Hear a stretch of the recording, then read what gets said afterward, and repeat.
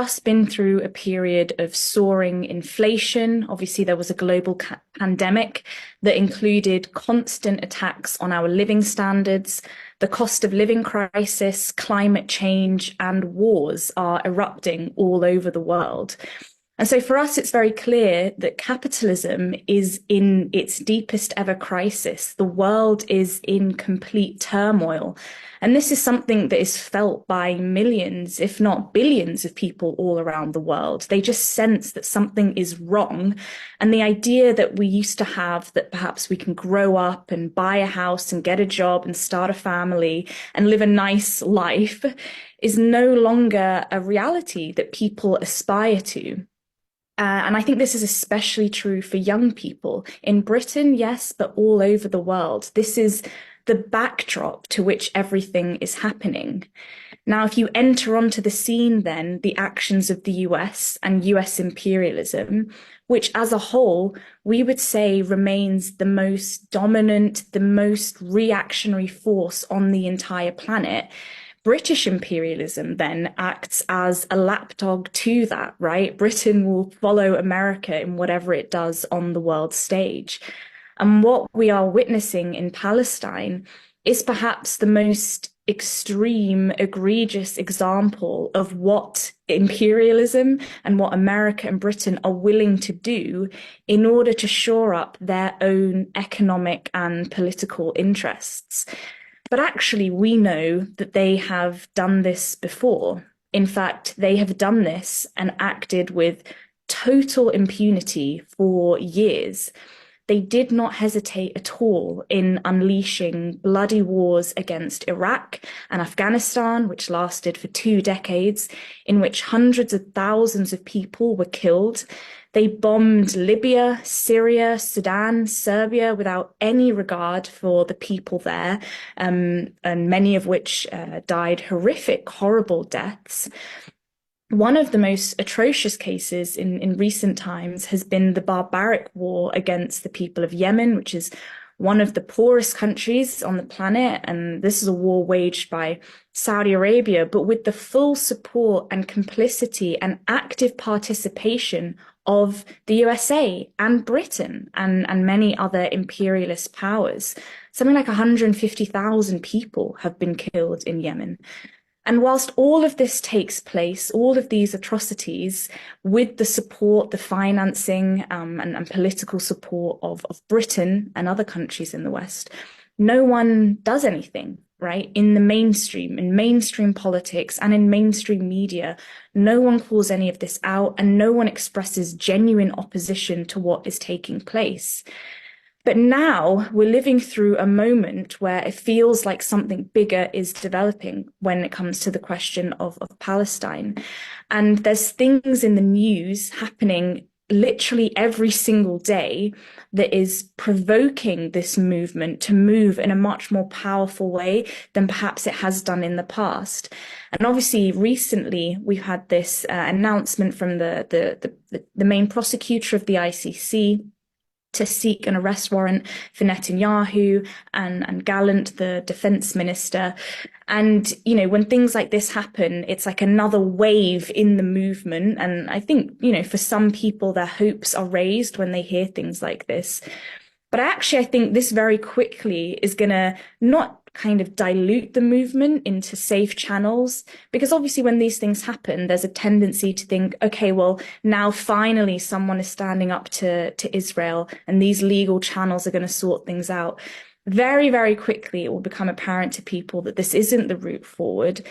And actually, I think it will become another source of deep anger, because now the government in Britain is trapped itself in this situation where it's having to try and condemn what the ICC is doing, when not that long ago, when Russia invaded Ukraine, the West instantly united to condemn Russia, condemn them for war crimes, isolate them entirely on the world stage, send lots of money to Ukraine and support the Ukrainian response, and also support the issuing of arrest warrants towards Putin and Putin's government with very little evidence, but very, very very quickly they united behind these institutions that were trying to stop Putin. But now suddenly they have to change their tune and say, well, actually, what the ICC is doing is not helpful, I think, were the words of Rishi Sunak. I mean, according to Netanyahu, the actions of the prosecutor putting forward this arrest warrant is simply just a new version of anti-Semitism. That's the line that Netanyahu is taking with this. And so it's trapped the government in Britain in this kind of backwards position where their whole hypocrisy when it comes to war, when it comes to war crimes, is being exposed. And the reason that I wanted to bring this out is because every single time one of these events takes place, it adds to the anger that exists in society and that exists amongst young people, especially. There's another example of this that I think is worth bringing up. There's been a lot of noise in the media about Biden, about how Biden in private is really annoyed at Netanyahu, and it keeps getting leaked to the press that no, in private, Biden's just furious. He's just tearing his hair out. He's so angry at what's happening, or he's accidentally leaving his mic on in certain meetings where he's whispering to people, I'm telling him that he's doing the wrong thing. But rather than calming down the movement, again, every single thing they do is just provoking a new wave of anger. There is not one person that believes these kind of fake performances from Biden. It means nothing. Every single thing that Netanyahu does is done with Washington's blessing. Why is that? Because Washington is providing all of the means for it. That's what it comes down to at the end of the day. And that is the center of the first and main demand of this entire movement, right? Which is to divest. The call to divest from Israel. We believe that every single university should cut ties with arms companies, multinationals, and banks, which are directly or indirectly complicit in what's happening in Gaza and in the oppression of the Palestinian people as a whole. It's very simple for us. No one should be profiting from genocide. And that is really the center of this whole movement. Not only that, but the fact that that takes place, that investment takes place, whilst universities are actually in this country on the brink of bankruptcy. We are seeing departments and course closures, as well as massive layoffs taking place. Staff in universities have been fighting for wage increases and better working conditions for years. They've been fighting to keep their pensions on the right terms. The whole of the higher education sector actually is at a breaking point, and it has been that way for quite a while.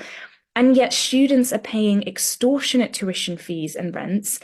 And so that forms another part of our demands, which is we demand to know, where is this money going? Open up the books for inspection by staff and students so we can decide where to invest. And universities shouldn't be sat on pots of money whilst charging, students extortionate rent and investing in arms companies over here or banks over there or anything like this.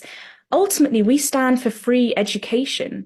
And all of this is entirely linked up to why I think the movement now has taken on a bigger character than it has in the past. I mean, if we're clear about it, the Palestine movement today is reaching global proportions. We've seen that in the protests that have been taking place on the streets ever since October, millions of people in the streets all over the world. But also the fact that the encampments started in the first place the encampments were a recognition of the fact that A to B marches in the streets are not enough. We need to do something more direct and more targeted. Obviously, the encampments began in the US, but then they spread to Canada, to Europe, but also as far as Australia and Japan.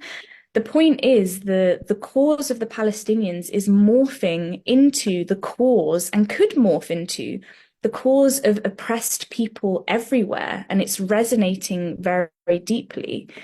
At the same time, we recognize that this is something that's going to move in different ways. People are politicized and radicalized, I would say, in different ways and at different times. The encampments don't all look the same. We can be honest about that, have a kind of balance sheet as to where they're going. Some are bigger than others, some have lasted longer than others. But our job is to try and connect all of these things together.